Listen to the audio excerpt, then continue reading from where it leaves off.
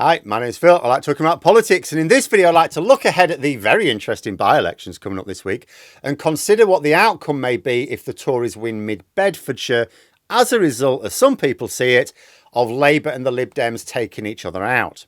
But first, if you'd like to be notified of daily news and politics, please subscribe to the channel. So, two crucial by-elections this week. Again, both are very tight contests. It is possible for Labour to win both. It is also possible for the Conservatives to win both.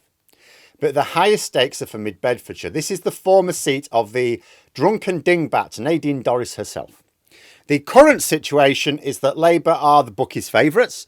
The Conservatives very close behind in the old bookies' odds. Labour a solid third. The only polling specifically for this by-election we've seen shows Labour most likely to win the seat of Labour and the Lib Dems.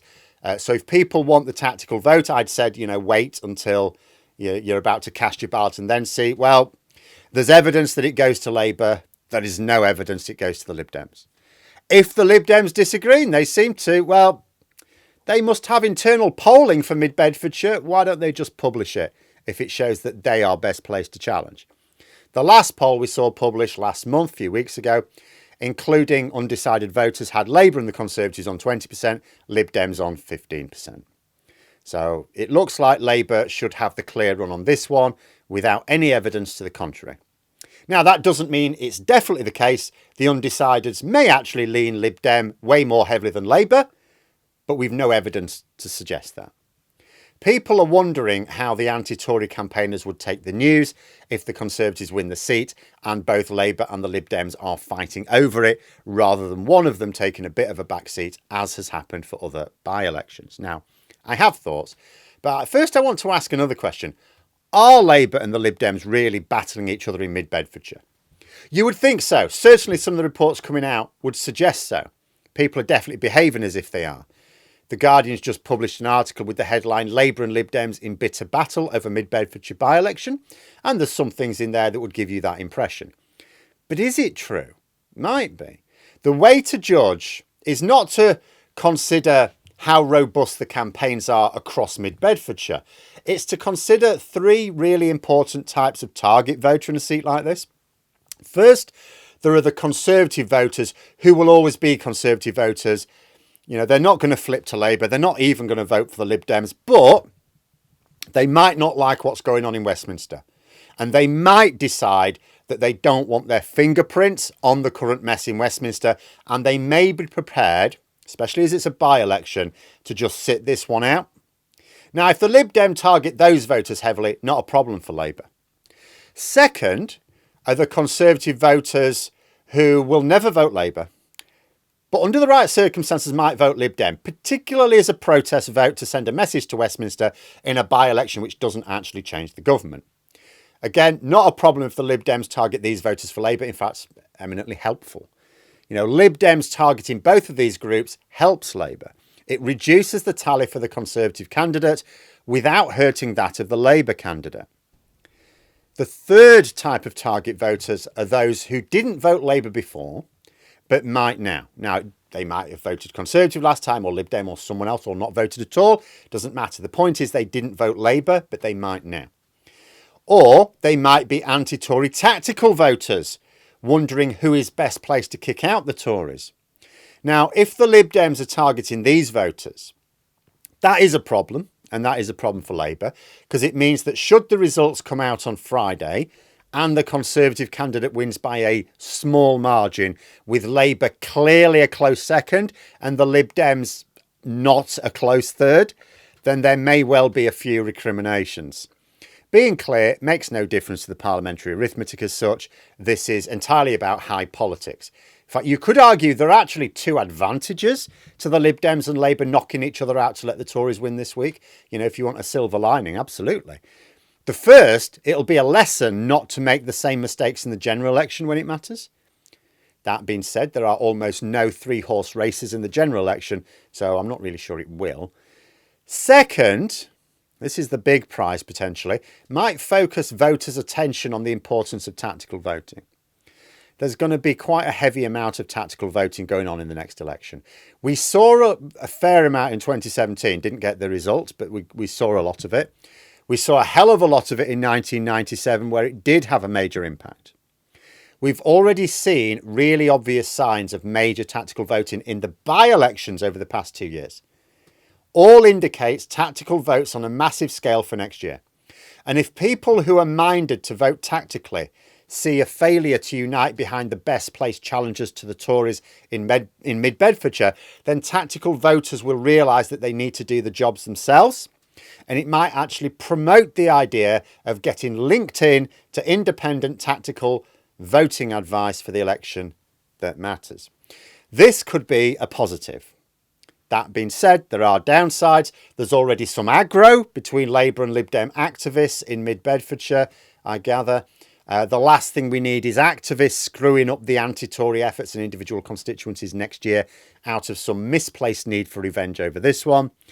In fact, the Guardian article cited a Labour MP, didn't name them, cited a Labour MP saying that campaigning in Mid-Bedfordshire has made them less inclined to help the Lib Dems in their target seats come the general election. Now, being clear, this is a stupid thing to think and an even stupider thing to say to a journalist. But hopefully most people will keep their eyes on the prize.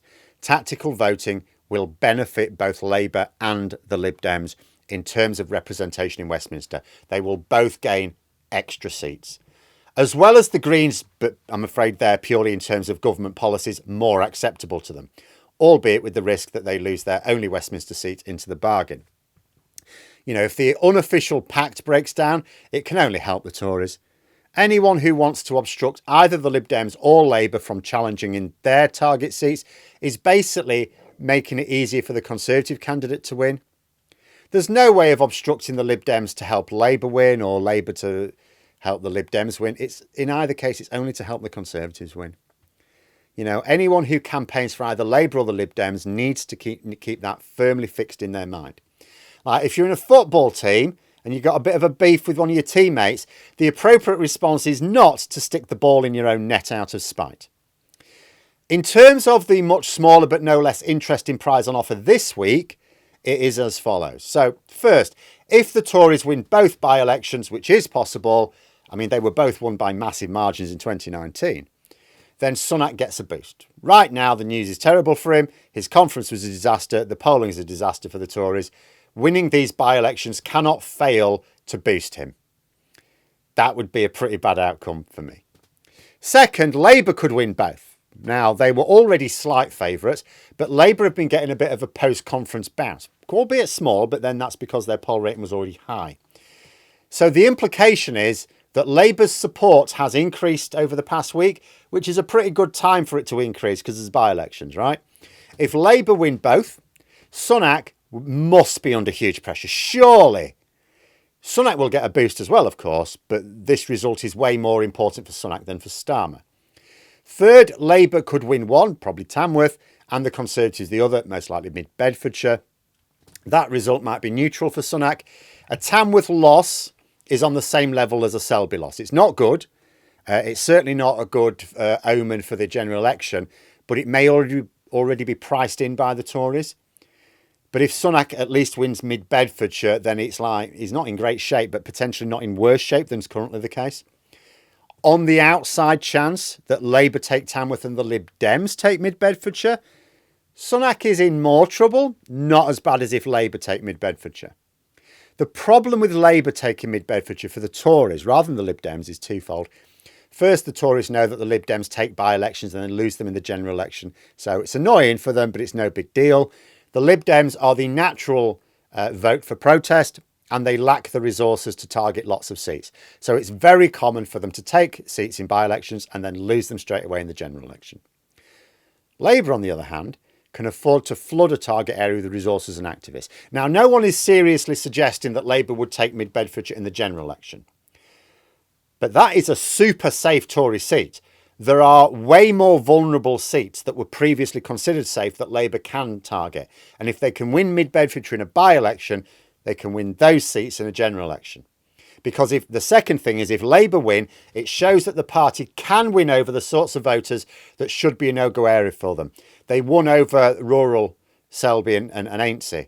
Labour is gaining in the rural areas traditionally closed off to them. Winning Mid-Bedfordshire ramps up the concerns of Tory MPs in way more vulnerable rural seats. Places like around York, for example. It's going to be an interesting Friday. Finally, I'll just leave you with this thought. At the last by-elections that the Tories were defending, Rishi Sunak, nowhere to be seen. On the actual day, the 24 hours, as the polls were at, well, they weren't open for 24 hours, but that 24-hour period, Rishi Sunak was hiding and maintaining radio silence on the election day itself. He wasn't out and about. He wasn't active on Twitter. I wonder if he'll be out campaigning on polling day this week, or will he be in hiding again? If he hides again, it will be a clear sign that party strategists do not regard him as an asset. That is a problem for the Tories come the general election. I've already said before, they actually should be getting him out to practice, to learn his patter. Because he can't hide in the general election, or at least not without being noticed anyway. But there we are. Those are my thoughts. Let me know yours in the comments below. I hope you found the video interesting. If you did, please click the like button. And if you'd like to support the channel further, the join button for memberships. And until next time, I'll see you later.